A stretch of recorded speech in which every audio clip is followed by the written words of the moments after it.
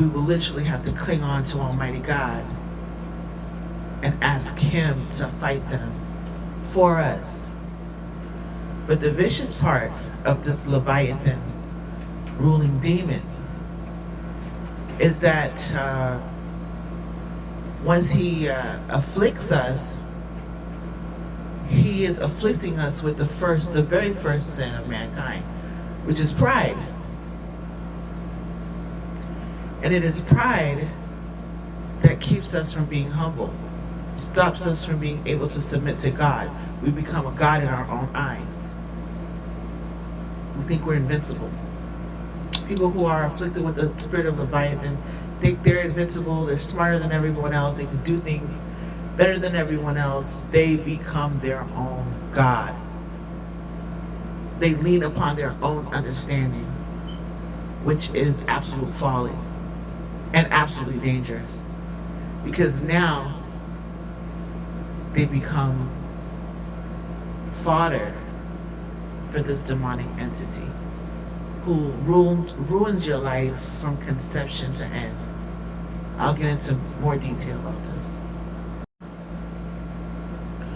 So this Leviathan is literally a gate to failure in life. The sin of pride is literally a gate to failure in life. It's a gate to failure because it separates you from God's wisdom. It separates you from God's strength. It separates you from all the bountiful grace that God has to offer. God abhors the prideful. He sets up and reserves His grace for the humble. So what's left for you when you've been possessed by the spirit of Leviathan? When you are in fact suffering from narcissistic personality disorder? Not only are you ruining the lives of the people that are closest to you, but you're ruining your own life. You see, because you can't keep a promise. You can't live in covenant to anyone because you put yourself first over everything. Even relationships.